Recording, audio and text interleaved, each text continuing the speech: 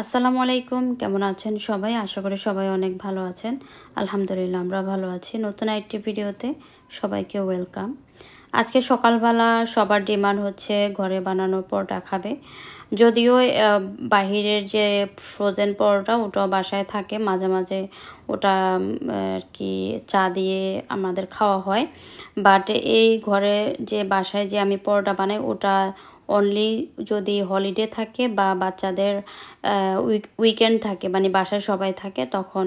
আর কারো যদি এতই মানে বেশি খেতে ইচ্ছে করে, আমাদের বাসার সবাই আবার হচ্ছে যে ঘরে বানানো পরোটাটাই বেশি পছন্দ করে ওরা, মানে ফ্রোজেন পরোটা থেকেও ওরা ওদের খেতে খেতে অভ্যাস হয়ে গেছে। আমি প্রায় বানাই কিন্তু ভিডিও তো সবসময় করি না। আজকে ভাবলাম আপনাদের সাথে শেয়ার করি আমি যেভাবে বানাই আর কি। বাসায় বানানো পরোটা আর হচ্ছে প্যাকেটের যে ফ্রোজেন পরোটা ওটা দুই রকমের টেস্ট। আর বিদেশের মাটিতে আসলেই কেউ বাসায় খুব কমই বানানো হয়, খুবই রেয়ার থাকে আর কি। বেশিরভাগই প্যাকেটটাই সবাই বেশি ইউজ করে, আমরাও ইউজ করি একদম। প্যাকেটটা একটা নিয়ে আসলে অনেক দিন চলে যায়। মাঝে মাঝে হয়তো বা খুব খেতে ইচ্ছে করলে তখন ওটা ভেজে খাই। আর এটা আমি বেশিরভাগ ঘরে বানাই, মানে পরোটাটা আমি বেশিরভাগ বাচ্চারা যদি খেতে চায় তখন আমি বেশিরভাগ ঘরে বানাই দিই। আপনার হাত যদি চালু থাকে আপনি খুব ফাস্ট বানাইতে পারেন, বা হাত চলে আসে পরোটা বানানো, তখন খুব দেখবেন যে ইজি আর তাড়াতাড়ি হয়ে যায়। যাই হোক, ওরা তো একটা একটা খায়, সবাই একটা বা একটা থেকে দেড়টা, এর বেশি তো আর কেউ খায় না। যাই হোক, আমি একটা বলে এখানে পরিমাণ মতো ময়দা নিয়ে নিলাম।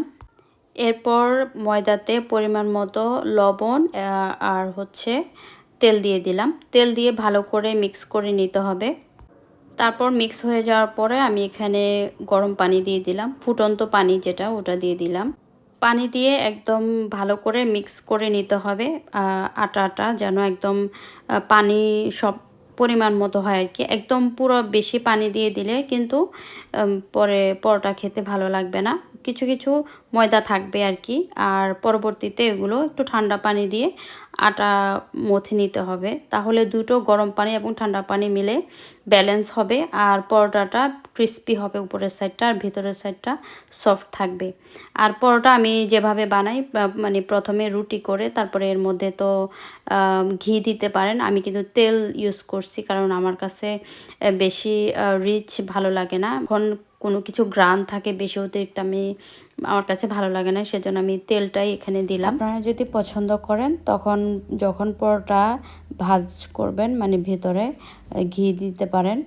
তো যাই হোক, আমি এখন পরোটা ভাজতে দিয়ে দিলাম। তখন কিন্তু মিডিয়াম টু লো হিট করে রাখবেন, তাহলে উপরের সাইডটা ভালোভাবে সুন্দর কালার আসবে আর কি, একদম পুড়ে যাবে না আর কি। তারপর তো এক পাশ হয়ে যাওয়ার পরে আরেক পাশটা যখন সাদা হয়ে যাবে তার তেল দিয়ে আমি দুই পাশটা ভেজে নিব। দেখুন পরোটার কালারটা কত সুন্দর হয়েছে, অনেক সফট হয়েছে। আমি যেভাবে বানাই আজকে আপনাদের সাথে শেয়ার করলাম। তো আল্লাহ হাফেজ সবাইকে।